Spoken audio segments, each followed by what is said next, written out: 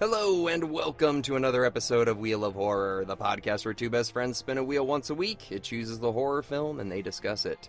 Today we're talking about 1979's Alien, which was directed by Ridley Scott. I'm your co-host Alec. I'm Erik. Dude, so good! Great movie. Timeless. Oh my god! So good! Yeah. Like, one of the best movies ever made. Like, not even just horror. 70s. 79. Dude, this came out. It's incredible. Yeah, it's insane. It completely stands the test of time. I mean, it's better than most science fiction films that have come out since. It really is. I mean, it's perfect. It's perfect. So good. And really quick, I watched the trailer last night. Have you seen the trailer for this? Is it like no one can hear you scream in space? That it one? is Yeah. terrifying, dude. Yeah. If it's real, if this is like the right one that I saw, which I think it is, it's just clips. There's no dialogue. It's literally just clips of the movie. And there's this like compilation of either the alien screaming or one of the people screaming, just like it's just like playing out like louder and louder the whole time. And it is just, it's so intense, man. It's such a good trailer. I gotta check that out after this. I watched it after the movie and I was still like, the trailer is like actually scarier than the movie, I think. It's just because it's so well done. I mean, it's like, it's not scary to me because it's like, oh, I'm on Earth, I'm fine. But if I was in space, I'd be like freaking the F out if I was watching this in space. Oh, yeah. Kind of like if you watch like Lost on an airplane. You don't want to watch Lost, like episode 1 on an airplane. No. All right, so why don't we do this? We'll each go back and forth. What is your experience with Alien? Like, when did you first see it, all that? I'm gonna be totally honest. I saw Aliens first. What? Yeah, and I've always liked that one better deep down, just because it's like it's more my childhood. I probably didn't see Alien until I would like to say, late middle school, early high school. And God. I honestly haven't seen this movie in like going on 13 years. I'd say it is a lot of stuff was new to me. And I freaking enjoyed the hell out of watching this movie again. Yeah, dude. I mean, you do have such a raging hard-on for James Cameron, but whatever. It's fine. I do. Yeah, me and James, we go back. Hard-on city. I prefer this one. Believe me, Aliens is amazing, and it's everything a sequel should strive to be. It's like Terminator 2 before Terminator 2. It's like the steroids. Like, add more. Add more aliens. Add more guns. Add more. It's fantastic. Really, add it instead of it like blowing up a spaceship. Let's blow up a whole goddamn space station. Like it's like everything happens in that. Like, oh, we want like a big alien. Let's get a giant alien. Like that's what Aliens does. Yeah. It's just steroids. But I actually prefer this one because this one is more horror. Like this one is definitely. It's just people walking around a space station by themselves getting picked off by something unknown and way stronger and way faster and more efficient killer for sure. So it's just such a good movie. So just like and then for me, my like experience with this, dude, my dad showed this to me when I was so young, like 100% when I was in elementary school. I saw this movie. Wow. Yeah. Wow. I think I saw Aliens when I was in elementary school. I think that's fair. My dad, I don't know, he totally thought this was appropriate to show me, and I'm like watching the scene where it bursts out of John Hurt, and I'm like, this is really intense. Like, it's a really scary, intense movie. Same thing with the original Halloween, dude. My grandma got that for me when I was 8 years old on videotape, and was like, it's not scary, it's old. I think the first time I saw that was I was in 6th grade. Yeah. About way too young. I mean, today people would be like reported in the world. Like, yeah, in the 90s, it was like, whatever, show them. I saw the first R-rated movie I ever saw, and it was my fault because it was on TV and no one was watching me at the time. I watched Terminator 2. Mm-hmm. Not the whole movie, but like the motorcycle chase scene and the guns. And 4-year-olds really shouldn't be watching Terminator 2 because I went to preschool or for kindergarten, and they're doing like career day, and they're like, "What do you want to be when you grow up?" And I'm like, "I want to be a T-1000 or T-101." I mean, if you see that, yeah, that's where you want to be. Another James Cameron. Sorry, a little plug for James. Sorry. So yes, we both have long histories with this franchise, but yeah, I love the first one so much. It's definitely my favorite. Love the second one too, but this one's the GOAT for me. So a little, like, I guess what the film is basically like there's a mineral ore company or whatever. And they're on the ship called the Nostradamus, and they're traveling back to Earth with 20 million tons of mineral ores or whatever. When they're woken up out of their pods early because there's a distress signal coming from another planet, and they have to go check it out. And they're halfway home. They're not home yet. Yeah, they find out they're 10 months away from Earth. 10 That's months insane. travel, That which sucks. that blows if you're on that thing. Yeah, anyway, so they have to get back. They're all woken up early, and they're like, I guess we got to go check out what this distress signal is. And yeah, so basically. Wait, first of all, before you get in, what a great job that dialogue was for that. Like, the guy who wants a bonus. And then he's like, what do you mean I gotta go do this? It's like in your contract. It's like, it shows like, why are we doing this? It's very well done. Right, it makes them feel like they don't have a choice. Yeah. Yeah, because you had Ash, who's the science officer or whatever, and we find out later he's an android, and he's working for the company, and he, like, knew this was all going down. Like, he knew the intention was like, okay, we'll go get the minerals, we'll come back, and we'll do this or whatever.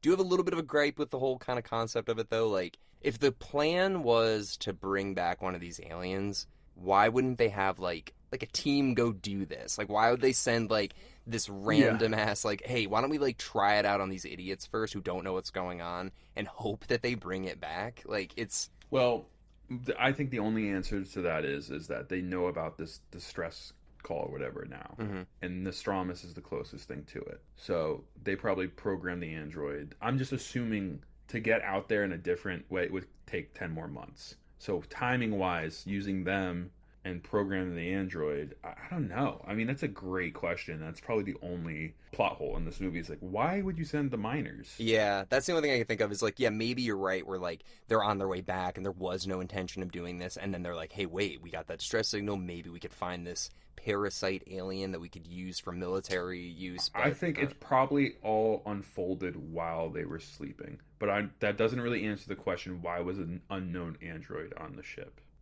Yeah, because the android had to know that, like... If there was an android and they knew it was an android, kind of like Bishop and Aliens, maybe the company, just while they were sleeping, reprogrammed him. But they always knew it. So that was like the one... It worked, but like that's a really good question. I'm curious to answer. Well, they do kind of explain in Aliens where they say like, yeah, like it's, you know, USCC or whatever protocol to always have an android on ship or whatever. Like they say that in the second one, but that's also like 50 years in the future, so maybe they changed that. But you know, Ash was on the ship. They didn't know he was an android until the end, but who knows? Whatever, doesn't matter. Still a fantastic movie. That who cares? That's fine. So they go down to the planet, and you know, we don't really know like who's the lead at this point. Like everybody's got Dallas. I guess that's like who we're like traditionally supposed to believe. It's like, okay, he's the captain. He's this like strong, like, you know, older kind of presence, and he's a guy. Oh, so he's calling the shots. He's telling people you're not getting your bonus. You're getting what's in your contract. Yeah, just like all of us. So we believe he's the lead basically, and right. But they do such a good job of like everybody has their deal kind of thing, which I really love. Like Brett and Parker, yeah, they're just in it for the money, but they're like they have their little back and forth. Ripley's really by the books, but she seems like hesitant about everything. I can't remember the other woman's name, but she's just kind of going along. But anyways, yeah, so they go down to this planet to find the distress signal, and they find, like, dude, the set design for that thing that they find, where they find the spaceship on this crash planet and they go into it. Amazing. Amazing. Looks insane how good it looks, dude. There's like basically what it is, I mean, I'm sure everybody's listening has seen the movie, but it's basically like, it looks like a sarcophagus of an alien sitting in the middle of this huge room, basically, and it's like fossilized, so like, okay, it's dead, basically, but they're like still going around, they find the distress signal, but they're like, it's an SOS, it's not like a distress signal or whatever. And then, alright, here's my other little gripe with the movie. They find the eggs of the aliens, and they see that, like, the alien fetus or whatever is moving around inside of it. So, how long have those aliens been there for? I mean, I was going to ask you, like, I don't, like I said, I haven't seen this movie in a long time. I remember seeing Prometheus. Yeah. Which was cool, and the ending of that was really cool, too. I won't spoil it, but I remember seeing that with you in theaters probably, like, 10, 15 years ago as well. And I think, yeah, it goes back a long time. And I think the giant thing driving the ship was like a Prometheus-like thing, I'm assuming. That's him. That's his ship from Prometheus. Like, he's that guy. Right. This is a prequel, or Prometheus is a prequel to Alien, but that's him, technically. Like, dude, that's so cool. But I don't know the lore. Like, so why is Prometheus carrying these eggs and stuff? I don't know. Well, the eggs got on the ship after they crashed on that planet, but this is like 50 years after Prometheus, or at least. So it's like, I don't know. So whatever, it doesn't matter. But these aliens are there, and they only, you know, react when people get close to them. So this one egg reacts, and it jumps onto this guy's face, John Hurt's face. and it, impregnates Breaks him. through his helmet Ugh. and yeah. Yeah, and these things are like the things of nightmares, dude. They look like spiders. They run extremely fast. They screech. They have acid for blood that can burn through anything. They can choke you like a snake. They're horrific, dude. If you ever played an Alien video game, they're definitely the most like scary and hard things to fight. But yeah, so these things are like the perfect parasite killing machine. They impregnate a human. They bring it back to the ship. Of course, Ripley is like, no, you're not coming on the ship. And he's like, open the door. She's like, I'm in command. And then Ash, just goes around all the orders and lets them in. So they bring the alien on board. So that's where the movie really starts. It's like an hour in. Yeah, and then obviously they try to get the thing off his face. The rest is history. He goes to have dinner and say, oh, everything's fine. Nothing happened. And then terrible things unfold. Yeah. And, yep. Here we are. Yeah, so the alien, dude, it's like, imagine the most evolutionary perfect killing machine. Like, way better than a shark. I mean, it's like, it goes from within like 6 hours going from being in an egg to being in a human to then crawling out of the human, shedding its skin, and becoming bigger and stronger than a human. Like, all within 24-hour period. Like, that's crazy. Mm-hmm. It's got acid for blood. I mean, it's like the perfect murder machine. It's amazing. It's fast. It's strong. It has a tail that's razor sharp. It's got multiple ways to kill you. It's terrifying. Yeah. So it's very scary, very cool, and it it hides from people. It draws them out. Like, yeah, it's smart. It camouflages in the dark. It's like, damn, man. Yeah. It swims too. We don't know that in this one, but it swims. It fucking swims. I don't remember that. You don't remember that? No, which movie does it swim in? In Aliens, remember when Newt falls in the septic sewer area and the thing comes out of the water? Kind of. Shit's holding his breath, dude. It's swimming. I'm just imagining it like doing laps in like a pool. Like, and does like the flip thing in an Olympic pool when like it goes the other way. Yeah. Like, yeah, that thing would be fast. It's like, this thing can do everything. It's bullshit. Very hydrodynamic.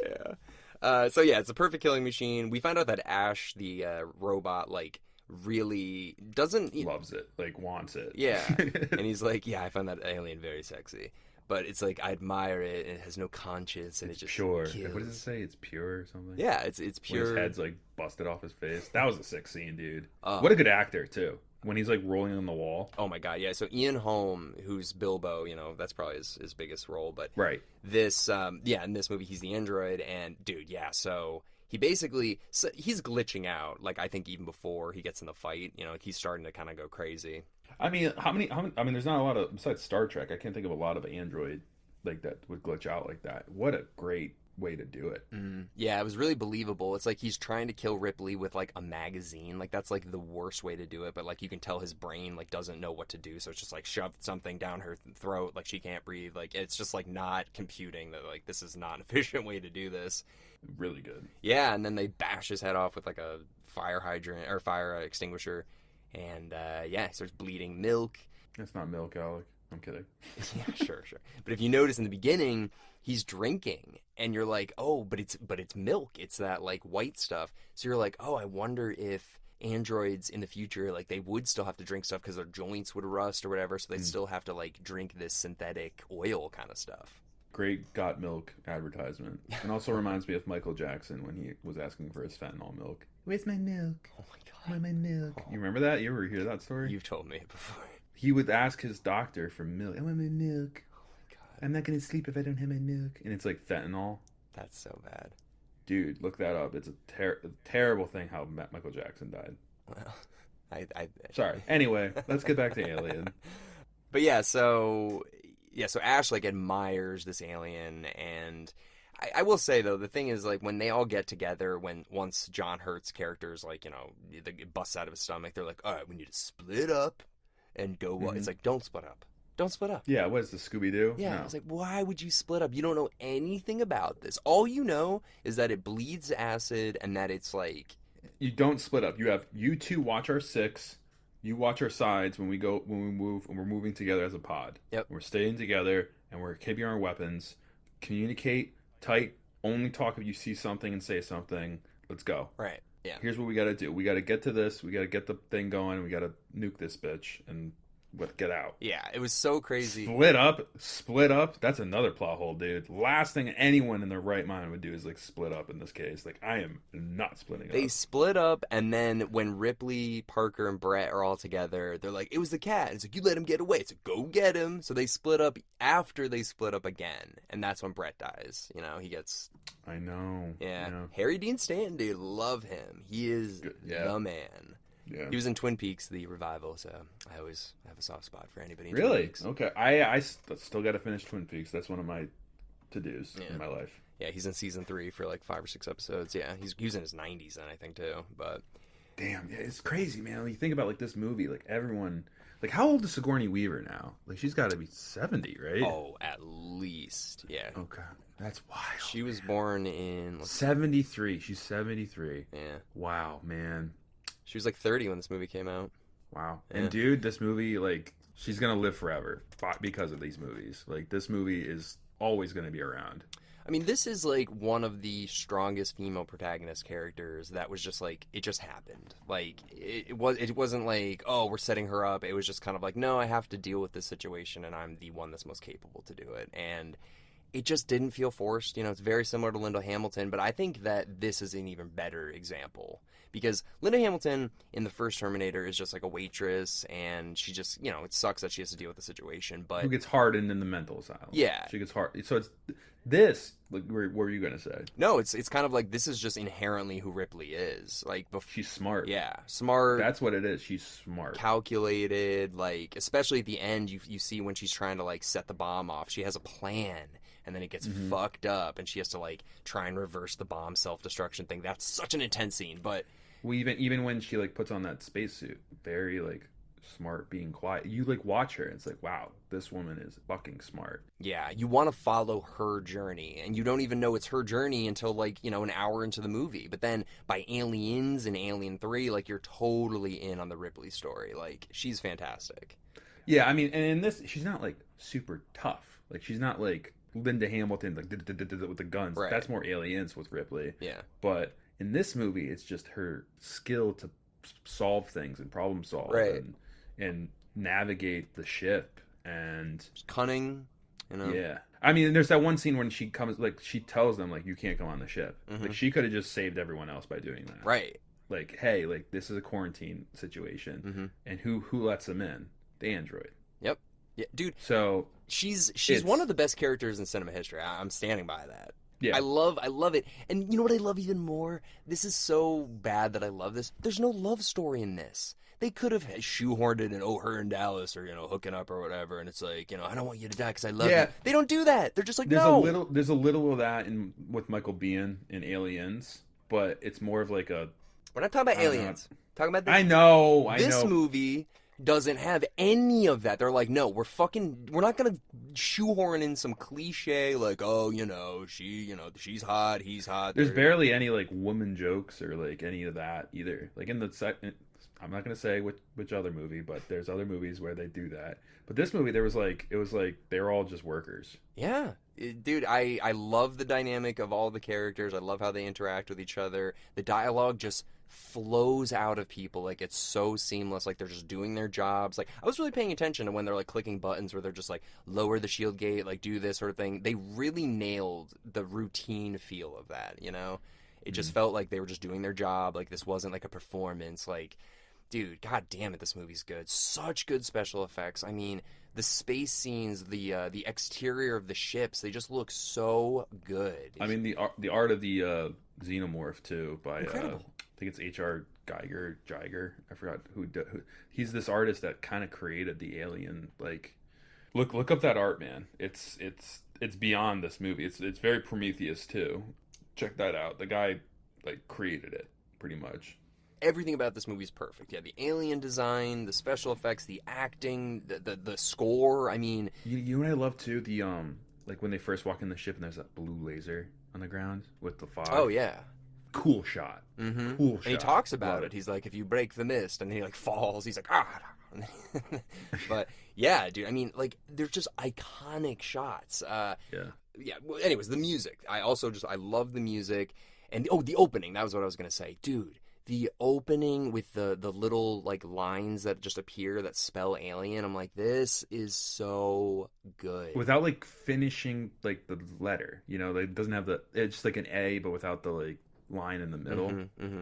Dude, it's so cool, man. This movie was so ahead of its time. Yeah, they really nailed it. Yeah, and I think the ending is just kind of funny. Like, so in the second one too, like similar to this one, she has Newt, where it's like, I gotta go save the little girl and bring her with me. This one, she's like, I gotta save the little cat and bring it with me or whatever. So she has her little buddy that it's like adds another layer of tension to it, where she's like, I have to save this thing at the end. Ship's about to blow up.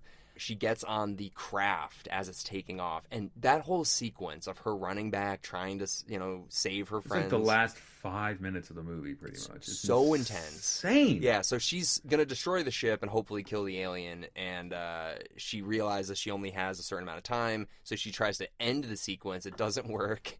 So her ship just makes it. Dude, intense. And you don't, I mean, like the other movies, like Predator has that, like, oh, the bomb's going off in 5, 4. Yeah. You feel that, like, oh man, you have like 10 seconds to get this shit done, and then it's like, now it's just cool because it's like there's a checkpoint of like, oh, she's got to make this and like stop the bomb, and then it's like, well, the bomb's officially gonna go off now. It's like, that's cool. Well, dude, Predator, it's like, okay, so he just needs to get away from that, but he's in the jungle, like he'll be fine. This is like, you're in space, you're 10 months away from Earth, you're alone, the whole ship's about to blow up, and there's an alien on the ship trying to kill you. Like, the stakes are so high. You know what I would do?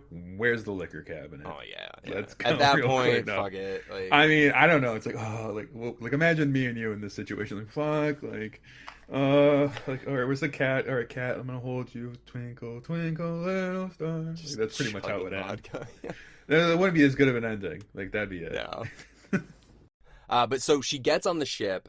It does get away from the actual ship, which explodes. Which, dude, the explosions are so sick. I love it. I love it. It's bright white on her face. It blows up. It blows up once. And then she's like, okay, I'm okay. And then all of a sudden it blows up a second time. And then she's like, okay, I'm okay. And then Ridley Scott's like, yo, let's do it one more time. It blows up a third time. And then it turns like plaid. It's like all these crazy colors. And then she's like, whew. Well, if you think about it, like there's like 3 or 4 of those like bars that she like cylinder things, remember?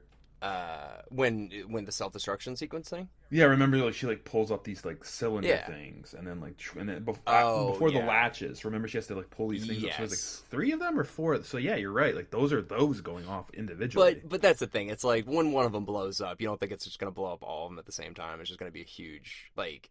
It's not like one blows up. You know what it is, man? It's like, if we can't have these minerals, no one's getting these minerals. That's what it is. Well, I don't remember if in the second one they're like, listen, it's like, Ripley, you cost $22 billion worth of damage. It's like, you gotta pay for that. Like, I love that scene. And she's like, you can fucking build me. Like, suck my ass. Like, yeah, I know. Like, I'm supposed to be dead right now. So the ending's, but after that, after she escapes the ship, she's like, I beat you, you stupid fucking asshole. And then all of a sudden the alien's like drunk. He's like, I think he had some fucking liquor, because he's in the corner just like passed out. His arm like falls off the bed. He's like, wasn't that weird?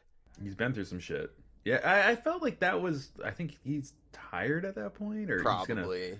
He's going through his growth spurt, or I don't know what that was. I agree. That was a little weird. But yeah, the alien's been working hard. That's true. The adrenaline's been pumping since the second it was born. It was born into like everybody like, oh my god, like get it. I mean, how long has it been alive? Like 4 hours probably? I mean, literally like less than 24 hours for sure. And it's been constantly killing and constantly being attacked and stuff. So yeah, I get it. It's tired. It's tired. But yeah, so he's asleep, like wrapped up in some cords or whatever. So it looks like, Ripley can't see it or whatever. Great jump scare when the arm drops out. She's like, Jesus Christ. So the alien's on the escape craft with her. So she has to kill it. And she climbs into the spacesuit. She opens the latch, which I'm sorry, but from what I know about space, once that thing's open, everything's out. Gone. Like gone. Instantly. You think the cat's still there? Yeah, no. You think the cat's still there? No, it's gone. Everybody's gone. But somehow the alien like grabs the door, and it's fun. Like this isn't. You're not like 10,000 feet in the air, and like, oh, there's a crack in the plane window. Like space, you're getting sucked out through a tiny hole. Anyway, so that doesn't happen, but the alien gets sucked out. She shoots the alien with a harpoon gun, and then as the door shuts, the harpoon gun gets stuck, and the alien's stuck behind it. And the alien thinks, I'm going to climb back into the ship by this thing right here. The thruster. And Ridley says, And I gotta say, how funny would it be if the alien couldn't reach the thruster and was just stuck, like, right there, just like, I'll live forever. I think that could have worked too. I mean, the thruster is the best way to go. Right, But like, of course, imagine like yeah. she's just like she does like a Jaws thing, like, yeah, you want to go for a ride, bitch, and just like hits the thruster and the thing's like slowly ripping out of its stomach, and, Right. and then it like pulls away. That'd be sick too. That would have been cool. But that's like not her character. Her character's like calm, cool, collected, Mm-hmm. not going, at least in this movie. So Yeah. But I think it would have been hilarious if the alien just got stuck there. She's like, what do I do? And it's just like... like it has this like slow like when like a bee, like its stinger gets pulled out, like the harpoon just like slowly pulling its skeleton out. That'd be fucked. I love it. I love that dude. But anyway, so the alien does get killed, and then randomly it looks like water is just kind of like raining down on it, which I didn't know what that was about, but whatever. It was still great. I'm just thinking 1979, like that whole scene you just described. Like imagine being like a director and be like, all right, so we're gonna have the alien, we're just gonna shoot the harpoon gun, he's gonna fly out, you get the thruster. It's like, how the fuck are we gonna make this and make it look good? They do that in 1979, and there's something about these movies, man. You know, when you see a spaceship flying, that's an actual figurine. Yeah, like Star Wars style, like the trenches and stuff of Death Star. And all like when the guy's in this thing, all these lights are around him, you know, flickering, going, cycling, and then they're going, like you said, pushing the buttons to all these things. Those are all like physical things. Yeah, it's crazy. It's amazing. Yeah, it's amazing, and we lost that realness, and that's why this is going to stand the test of time, because there's realness to it. Where if you go to see like, I was just Guardians of the Galaxy 3, you go to see that. Like, you know, it's all green screen and CGI. Right. It's not real physical things. This is physical things, which is so cool. I mean, at this point, like, yeah, if you go to see Guardians of the Galaxy, it's like you're basically just paying to see a video game with Chris Pratt, just like kind of doing shit. Like, yeah, and they make him look like all like brushed up in every scene. Like, there's an animator literally cleaning up his face in every frame. Yeah, movies lost their grit, dude. Like, this was... I want to see the skid marks on Ripley's underwear. Oh my god. I'm kidding. Like, I want to see the realness of them. I want to see the sweat she's put on her like outfit. Like, you know, that's real, Alec. No, these movies, dude. Like, yeah, the 70s had real grit to them, and yeah, like when they're smoking a cigarette on set. They were fucking smoking a cigarette on set. Oh, that reminds me, dude. Okay, so I brought this up in the Aliens podcast, but same thing with this one. It is so hard to get off of tobacco, okay? It is really difficult. Yeah, These people are put into pods for months where their bodies are getting over the addiction while they're in hypersleep or whatever. Why would you get up and then be like, all right, sweet, I'm not addicted to tobacco, and then immediately light up a cigarette? Is that what you went through your head? Yeah, you were addicted to nicotine, dude. Dude, but that's... Get your Nicorette gum, bro. That's hilarious. That's what you thought of? I love it. Because it's crazy. I'm like, you got over your addiction. Your body's not physically addicted. Why would you do this again? Like, it's so, yeah, I don't know. You know why? I remember, I won't say his name, but I remember at Avon High School, we had a blood drive. And the first thing this person wanted to do right after his blood drive was smoke a cigarette. I'm like, why would you smoke a cigarette the second you just gave blood? He's like, because I want to feel like the first time again. What? So the first time is, I guess, legit. Is that true? Like, the first time you smoke a cig is, like, is it the rush you get? I don't know. So maybe, like, imagine, like, you got, like, 10 months clean of nicotine, and then you're like, hey, here's a really strong cigarette. Would you rip it? No, not now knowing what I know, no. Definitely not. So if you could I go through hyperspace, that's like a way to get off of addiction. All addictions. All addictions, you know? That's a funny SNL sketch right there. It's like, hey, like, are you addicted to anything? Like, go to the moon and back. It's like, we'll put you in hypersleep. Tesla's addiction program. Seriously, though, like, they put you in hypersleep, and then by the time you wake up... Go to Mars and back. By the time you're done, it's like, I don't want a cigarette, but I might try one again. Like... I mean, I don't know. I think that's like, hyperspace sleep. That's the way to get off of all addiction. It just shows you, like, having, like, the shakes as you're, like, in hypersleep, like, the first couple days. Yeah, it's like, we have sweat collectors at the bottom because you're just, like, shaking and sweating. Yeah, we have the sauna setting and the ice setting, and we also slowly wean you off after the course of 4 days. It's like the smoke setting initiated. It's like gives you like 2 puffs of smoke while you're sleeping. Seriously though, that's fucking funny, dude. I love it. It could be a thing. I love that you thought of that. That's hilarious. I get it. You know what I was thinking the whole time watching this movie? What's that? R.I.P. Great movie ride. Disney World. Oh, I know. You thought about that? Oh man, what a ride. Yeah. What a ride. I mean, I think they still have the back lot around still, but so dumb. man, that was iconic to me. That was a must go to ride because of, you had the Ripley thing where you would go around the corner and you'd see Ripley against the wall, and it was Alien, not Aliens, Mm-hmm. and the xenomorph like right below you, and the xenomorph would like drip like sweat on you or whatever. It would come down from the ceiling. Yeah, dude, I love that. And then the Wizard of Oz part of it was Indiana Jones. Like it's like that's the closest you'll be to being in an actual The Wizard of Oz. Yeah, they really messed up getting rid of those rides. Man, yeah, iconic. Yeah, the great movie ride in Disney World had a great alien segment, and in the beginning too. This is what reminded me. This is what made me want to watch the trailer. In the beginning of the line or whatever, they show all of the movie trailers of the ride. So Aliens there, Indiana Jones is there, so you get to see. I know. Them. I remember that. Like in the waiting area, you're like, and you hear like they have all the great movie lines. Yeah, like, I'll be back is in there, and like plug James Cameron one more time. Sorry, but yeah, so it's it's sad that they got rid of stuff like that because these are the movies that are going to stand up. Like, I'm sorry, but they're not going to have movies from 2005 that are just like recognizable 20 years later, 30 years later. Dude, that's a great. I know we're a little over and out, but like that's a great conversation piece. Is like what movies are going to survive 100 years? Wizard of Oz is almost there, and people still know it. Wizard of Oz. I mean, Nosferatu did it. Mm-hmm. Not that like people watch it on a daily basis. We did though, and it's like this is so cool that like 100 year. We did it on a 100-year anniversary. Check out that podcast, by the way. It's a really good one. Yeah. 100-year anniversary of Nosferatu. It's like, wow, man, this is like one of the first fucking films. Yeah, they're remaking it with Bill Skarsgård. So I heard that. I just love you saying like it's not like people watch on a daily basis. No, I mean, you know what I mean though. But like, no one watches Casablanca or Gone with the Wind on a daily basis. No, but right. everyone knows those movies. Everyone's seen those movies. Citizen Kane. Me, I'm trying to think what movies are gonna just live, and I'm like, this is definitely gonna check that box for 100 years. I think. Yeah, Alien's gonna be. Yeah. I don't know. I'm like, I know Titanic is definitely one that I've always said is gonna live, but. Yeah, I would say this movie, and what else are you thinking? Like, not much. I mean, right. Avatar won't because the graphics, they don't even stand up now. Like the 2009 graphics, you're like, this looks great, but this won't look good in 10 years, 15 years, or whatever. Alien's one of the few. I mean, in our lifetime, movies that are really gonna be remembered. I mean, Forrest Gump.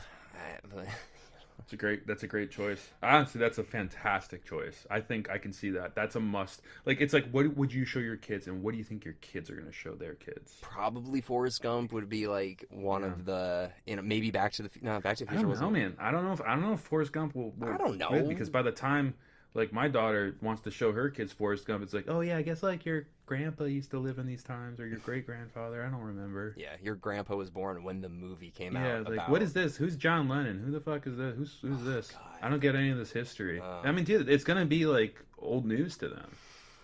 Yeah, I know. Sad to think about. Well, because if this was like 1980, like right now, like if it was 1980, we'd be like, yeah, dude, like like Laurel and Hardy and the Marx Brothers, like people aren't going to be talking about that in 50 years, and here we are 40 years later. Do you think Back to the Future will survive another 60 years? Yeah, I think that one's going to stand out because there's not a lot of, there's nothing really to compare that to. And it's like kind of anybody can relate to the idea of it, even though it doesn't take place in, because dude, like I saw that movie and I was like probably 14 for the first time, and it immediately resonated with me, and I didn't live in the 80s. We weren't in the 80s. Yeah. We were after the 80s, and we weren't even really around for the 90s. We were growing up in the 90s. We didn't live the 90s, I don't think. We lived the 90s children shit, but we never lived like the true, New Kids on the Block shit that everyone talks about. But I don't know, man. That's a great conversation. I wish we had like another whole half an hour. Well, Love it. Someday I'd like to branch out to more like conversation based, not just about one specific film, but we could, talk about just an idea. But it makes me think like this movie's one of those that's gonna do it. Yeah, it's gonna be 100 years. Yeah, it's already pushing 50. It's in the Library of Congress, I think. Like certain movies get like brought in for like cultural significance, and this is one of those movies. So it's there for a reason. I mean, it's amazing. Also, I want to ask you: have you ever seen 2001: A Space Odyssey? That's the one I was going to compare it to. I was going to say like do you think, this one or 2001? And it's like, This like, one. I think this one. Yeah. I just do. It's just the artistry about, like, the xenomorphs in general. It's just cooler. This is just an easier one to wrap your head around for like a more general audience. Like, I love 2001: A Space Odyssey, and I think that the special effects in that hold up now, and that came out 11 years before this movie, and it still holds up. It's 1968, and I'm still like, this looks fucking amazing. The monkeys, I'm like, god damn, it's a good movie. But it gets really trippy at the end. I mean, I would love to do a Wheel of Horror dedicated podcast, like, just in general. Put it out there. The movies we think will survive 100 years. There we go. I would fucking love to do that with you and just talk about that. Yeah, for that's an the hour. thing. We need to have the topic and then have some time to think about it and then be like, here's my case. I say we just literally pull up what you just said at the Library of Congress and just rip into it and just have fun with it. I say we do that like next week instead of another movie. I love that conversation, dude. Yeah, we could do like a bonus one, but we'll see. But anyways, let's wrap this one up. Yes, sir. Yes, sir. Well, everybody, thank you very much for listening into our conversation on Alien. But Erik, why don't you spin the wheel? It is time. All right. Spinning. Ooh, boy, I have trouble saying this word. The faculty. The faculty. Faculty. Faculty. I always feel like I sound like Arnold Schwarzenegger. The faculty. Faculty.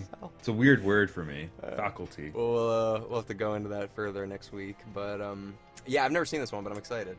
You know what? I've never seen this one either, and I've always wanted to. And I know it's like horror kind of based 90s, so I'm excited. I've seen the poster. I'm sure Joe saw it in theaters multiple times, but you know. Is he on it? No, we don't have a guest for this one, so. You want to just throw Joe a line? I'll shoot him a text. See what's up? Yeah, see if he wants. I'm sure he'll be like, absolutely. No, he'll probably be like, absolutely not. This is the one movie that I hate. Like, yeah. Also, really quick, check out his YouTube channel. It's awesome. You looked into it a little bit, Erik, right? Yeah, man. Dude, he's pulling up relics of like the Laserdisc scene. I want to go on with him and share my. He has great vinyls too. We've already talked about, like, what's your vinyl collection? We have a horror vinyl collection.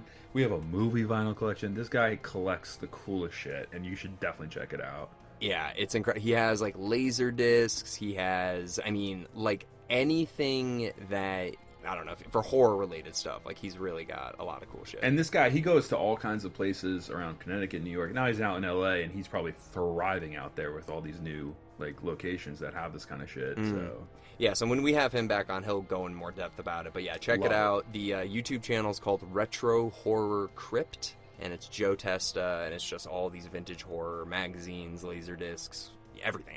So check it out, and we will see you guys all next week with The Faculty. Faculty!